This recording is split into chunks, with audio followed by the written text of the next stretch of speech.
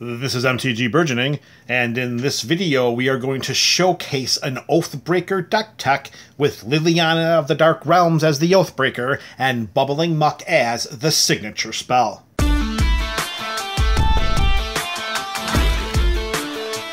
Thank you for joining us for this Oathbreaker deck tech. Today we have a mono-black build with Liliana of the Dark Realms and Bubbling Muck. Liliana of the Dark Realms is a planeswalker for 2 and 2 black mana. She enters the battlefield with 3 loyalty counters. For +1, we can search our library for a swamp, reveal it, and put it into our hand. For -3, target creature gets +X/+X or -X/-X until end of turn, where X is the number of swamps we control. And lastly, we can take 6 loyalty counters off of Liliana to create an emblem with swamps we control have tap, add 4 black mana to our mana pool. Liliana is going to helm an Oathbreaker build that's focused on swamps. We want to get them into our hands, we want to get them into play, and we want to experience all of the peripheral benefits for having all of these swamps on our side of the battlefield. The biggest being, of course, Liliana's ultimate ability.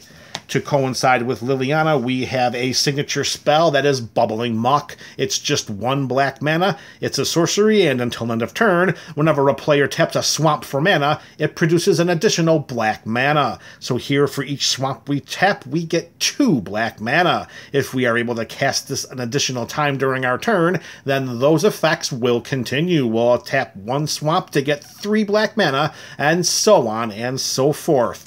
So that's our Oathbreaker, and that is our signature spell. Now let's continue with our land base for this Oathbreaker build.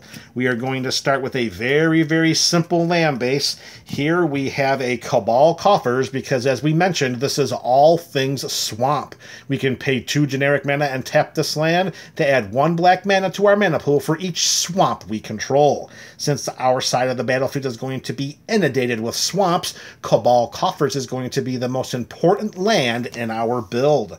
Next up, it is a swamp, but it's not a basic swamp. It is Witch's Cottage. It comes into the battlefield tapped unless we control 3 or other swamps. 3 or more swamps. That should 3 or more other swamps. Now we'll get it right on the 3rd try, of course. And of course, that will not be difficult because, as I said, this is going to be a swamp-centric deck. When Witch's Cottage comes into the battlefield, or enters the battlefield, or comes into play, however you want to say it, we may put target creature card from our graveyard on top of our library. As you'll see later in this video, our creatures are going to synergize with our swamps, and if for some reason they're in the graveyard, Witch's Cottage is a very easy way to get it back onto the top of our library and eventually back into our hand. And for the rest of the land base of this build, well, it's all basic swamps, but they're not the basic swamps you're probably thinking about. Here we have a huge stack of snow-covered swamps. We've got a ton of them in here. Let's count them. 4, 5, 6, 7, 8, 9, 10, 11, 12, 13, 14, 15, 16, 17, 18, 19, 20, 1, 2, 3. We've got 23 basic snow-covered swamps inundating and taking over the land base of this build. Why are we choosing to run snow-covered swamps as opposed to regular swamps? Well, since we're going to have so many swamps on our side of the battlefield, let's benefit from them further. In addition to having Liliana's ultimate ability in the form of her emblem and our signature spell being Bubbling Muck, let's get some additional benefits with Extraplanar Lens. This artifact has the imprint mechanic, and when it comes into play, we may exile target land we control from the game. Whenever a land with the same name as the imprinted card is tapped for mana, its controller adds 1 mana to their mana pool of any type the land produced. So in this instance, Snow-Covered Swamp would be the land that we would exile. And then each time any player taps a Snow-Covered Swamp, that's going to provide them an additional black mana. Why we chose Snow-Covered Swamps versus regular swamps is quite simple. It seems unlikely that many other players will have Snow-Covered Swamps on their sides of the battlefield. In turn, we will be the only ones to benefit from Extraplanar Lens's extra mana ability. We'll have snow-covered swamps, and they won't, and that's just fine by us. Here we have some additional ways to turn those swamps into extra mana with Cryptghast. We have a 2/2 spirit for 3 and a black mana. with the Extort mechanic. Note, in the parentheses where it says whenever you cast a spell, we may pay a white or a black mana. This does not disqualify Cryptghast from being in a mono-black Oathbreaker build. That is reminder text. It has nothing to do with the card itself other than reminding you what the mechanic of Extort is. This is legal in mono-black Oathbreaker. Whenever we tap a swamp for mana, we add 1 additional black mana to our mana pool. This is going to help us do what Extraplanar Lens is doing, and it's just going to make our opponents that much more upset. And an additional way to do what Cryptghast does and what Extraplanar Lens does, we have Nirkana Revenant. It's a 4/4 Vampire Shade for 4 and 2 black mana. Whenever we tap a swamp for mana, we add an additional black to our mana pool. This also has Swamp Breathing, as each black mana we tap gives Nirkana Revenant +1/+1 until end of turn. As you'll see later in this video, we have a lot of ways to turn these creatures into one-shotting our opponents. And lastly, from a mana pumping up ability, in addition to Extraplanar Lens, Cryptghast, and Nirkana Revenant, we have Caged Sun for 6 mana, which is the same mana value as Nirkana Revenant. This will come into play, and of course we will choose black. Creatures we control of the chosen color get +1/+1, but more notably, whenever a land's ability adds 1 or more black mana of the chosen color, adds 1 mana of the chosen color to our mana pool, which will be black, we add 1 additional mana of that color to our mana pool. So Caged Sun is going to do what Nirkana Revenant does, what Cryptghast does, and what Extraplanar Lens does. As you can see already, since swamps are the focal point of this deck, we're definitely doing a lot of things to get the most out of their ability. Next, we're going to showcase a few ways in which to get swamps from our library onto the battlefield outside of the dynamic that Liliana gives us by +1ing her and getting 1 into our hand. First up, there's Wayfarer's Bauble. It costs 1 to play, 2 to tap, sacrifice it. We search our library for a basic land card and put it onto the battlefield tapped. After that, we have Burnished Heart, 3 to cast. It goes into play as a 2/2 elk. We pay 3, we sacrifice it. We search our library for 2 basic lands and put them onto the battlefield tapped. Next, we have Solemn Simulacrum. It is a golem for 4 colorless mana. It's a 2/2 when it ETBs. We search our library for a basic land, put it onto the battlefield tapped, and then when it dies, we draw a card. And necessarily not getting us a swamp in play, but definitely being a recipient of all of that extra black mana that we can utilize, is Astral Cornucopia. Its mana value is XXX, which means we pay X 3 times. It enters the battlefield with X charge counters on it. We tap it, choose a color, which of course will be black, and then we add 1 mana of that color to our mana pool for each charge counter on Astral Cornucopia. The amount of mana that we could generate into these XXX spells is quite obscene. Alright, next up we are going to showcase the creatures that we have in this deck that are going to help us win the game. But before doing so, let's take a moment to clean up our side of our battlefield. Much better. We begin with a Planeswalker Killer. We have Vampire Hexmage, 2 black mana for a 2/1 first strike. We can sacrifice this to remove all counters from target permanent. That basically means we can sacrifice this to destroy target Planeswalker, or of course in this format, target Oathbreaker. Next up for 3 mana, that's 1 and 2 black, we have the Vampire Nighthawk. 2/3 flying, death touch, and lifelink. The lifelink is going to be very nice in this format. It's a 4-point swing each time we connect with an opponent. The death touch acts as a combat deterrent, and the evasion will be a wonderful way to knock those loyalty counters off of our opponent's Oathbreakers. Next up, for another mana value of 3, this time it's 2 and 1 black, we have Plaguecrafter. It comes into play and each player sacrifices a creature or a Planeswalker. Each player who can't discards a card. If any of our opponents have their Oathbreaker in play and no other creatures to protect it, Plaguecrafter says bye-bye to that Planeswalker. Next up for 4 black mana, we have the Phyrexian Obliterator. It's a 5/5 trampling horror, and whenever a source deals damage to it, that source's controller sacrifices that many permanents. If we can make this bad boy big enough, which we'll show later in this video, then Phyrexian Obliterator can be considered a win condition, particularly because our opponents eventually will have to try to block it, which will then result in them lessening the number of permanents on their side of the battlefield. All right, and our first creature that can really help to utilize all of that additional mana that we have on our side of the battlefield, we have Josuves Lich Knight. This is Liliana's brother. Here we have a 4/5 legendary zombie knight for 2 and 2 black mana. It has Menace, and when it enters the battlefield, if it was kicked, we create 8 2/2 black zombie knight creature tokens with Menace. The kicker cost is 5 and 1 black mana. So for a total of 10 mana, 7 of it colorless, 3 of it black, we get a 4/5 Menace, and then we get 8 2/2 black zombie knight creature tokens with Menace. Quick math dictates that that's 20 power and 21 toughness stretched across 9 bodies. Josuves could be considered a win condition in this build.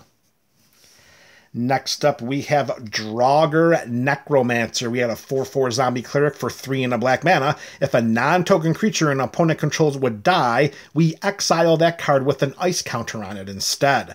We may cast spells from among cards in exile our opponents own with ice counters on them, and we may spend mana from snow sources as though it were mana of any color to cast those spells. So pretty much because we have nearly an entire land base that's built on snow mana, Draugr Necromancer will make sure that our opponent's creatures that are exiled, they either stay exiled for good, or we can cast them and put them on our side of the battlefield for our own devious purposes. Next up, and another recipient and a very, very powerful card here of our snow mana is Hailstorm Valkyrie. We have a 2/2 Angel Wizard with Flying and Trample for 3 and a black mana, but for every 2 snow mana we pay into her, she gets +2/+2 until end of turn. The Flying is amazing, the Trample makes it even better, and the fact that she has Snow Swamp Breathing, 2 mana for +2/+2. This could be a Planeswalker killer and a win condition in her own right. Speaking of killers, we have Massacre Girl next. It's a 4/4 legendary human assassin with Menace for 3 and 2 black mana. When she comes into play, each other creature gets -1/-1 until end of turn, and whenever a creature dies this turn, each creature other than Massacre Girl gets -1/-1 until end of turn.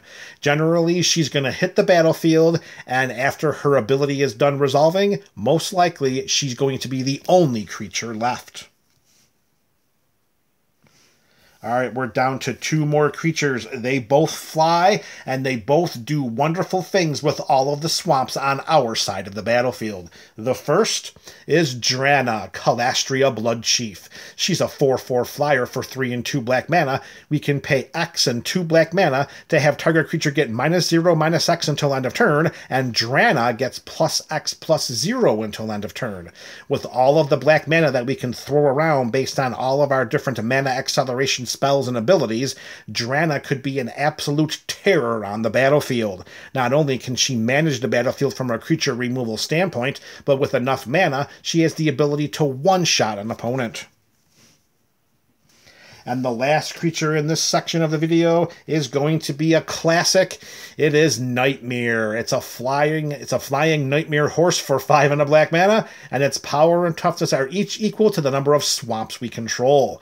We have exactly 24 swamps in this deck, and Nightmare could approach easily half of that as a power and a toughness. All right, next up, let's move into some removal spells, because we want to make sure that we can keep the battlefield nice and clean so that our creatures can swim in and deliver us victory. I don't necessarily know how they're going to swim in snow, but you let me know that in the comment section below. The first one we have is Liliana's Triumph. It's an instant for 1 and a black. Each opponent sacrifices a creature, but if we control our Oathbreaker over there in the Dark Realms, each opponent will also discard a card. Let's see, we're going to lessen the battlefield, and we're going to lessen the resources in our opponents, and it's all thanks to having Liliana on our side of the battlefield while casting her Triumph. Next, of course, if this is Oathbreaker and we're in black, we have to play with the Elder Spell. Sorcery speed for 2 black mana, we destroy any number of target planeswalkers, and then we choose a planeswalker we control and put 2 loyalty counters on it for each planeswalker destroyed this way. This could jam up the loyalty on Liliana so quickly that we would be able to take off her emblem without any cause for concern.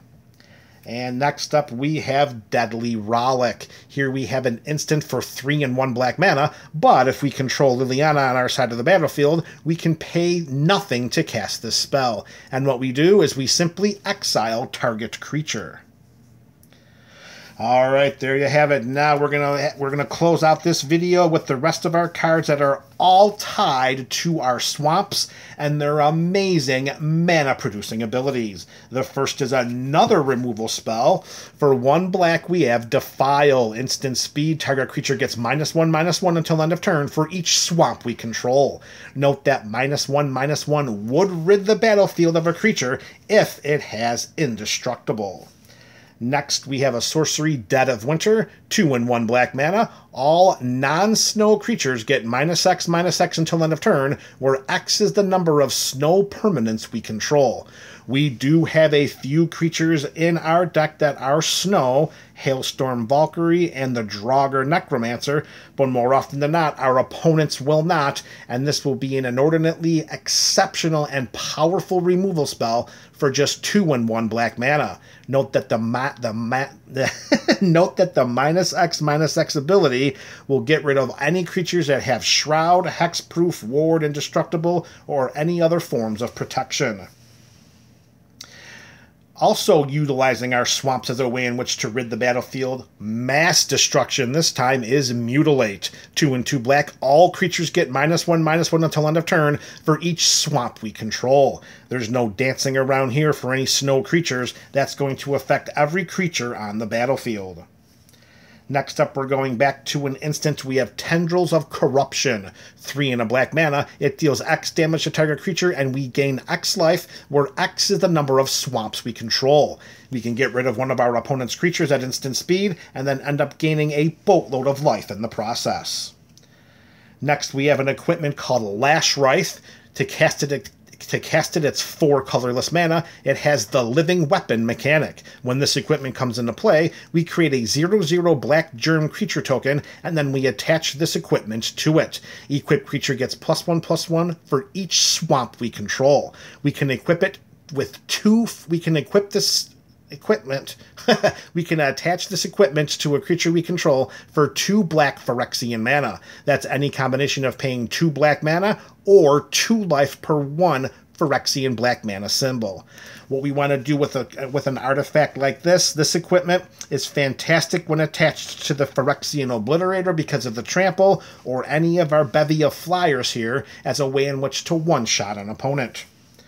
With Lash Wraith synergizing wonderfully with our swamps, Nightmare Lash will do the same. Equipped creature gets +1/+1 for each swamp we control. It also has a CMC of 4, and to equip it, we simply pay 3 life.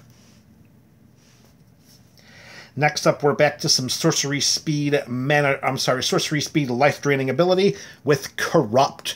5 and a black mana. It deals damage equal to the number of swamps we control to target creature or player, and we gain life equal to the damage dealt this way. Remember, our side of the battlefield is going to be flooded with swamps.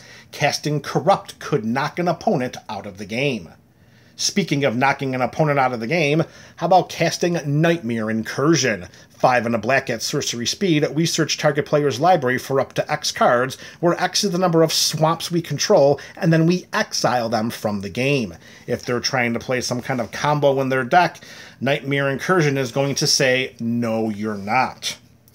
Next up, we have Blood on the Snow. It's a snow sorcery for 4 and 2 black mana. We choose one of the following 2 modes. Either we destroy all creatures, or we destroy all planeswalkers. After we cast the spell, we then return a creature or planeswalker card with converted mana cost X or less from our graveyard to the battlefield, where X is the amount of snow mana spent to cast the spell. More often than not, this spell is going to be 6 snow mana, so we get our pick of any creature that goes to the graveyard or planeswalker, and let's face it, more often than not, that's probably just going to be Liliana returning to our side of the battlefield. Note that those creatures or planeswalkers are coming from our graveyard and not our opponents. Alright, and lastly, the last 2 spells of this deck tech are going to be some of our ultimate win conditions. It's where we are going to pump in our inordinate amount of black mana into our game-ending spells, and those 2 spells are Exsanguinate and Torment of Hailfire. Each is a spell. It's a sorcery, X and 2 black mana. Exsanguinate has each opponent lose X life, and we gain life equal to the life lost this way. Torment of Hailfire has each opponent repeat the following process X times. Each opponent loses 3 life unless that player sacrifices a non-land permanent or discards a card. As you can see, we have the ability to generate a boatload of black mana, and both Sanguinate and Torment of Hailfire are both seen as ultimate win conditions in this build. Alright, there you have it. This is our Mono Black Liliana of the Dark Realms Bubbling Muck Oathbreaker build. Let us know your thoughts about this deck in the comment section below, and be sure to click the link in the description as well, where you can see the deck list at tappedout.net at MTG Burgeoning. This is, once more, MTG Burgeoning, your channel for all things Magic.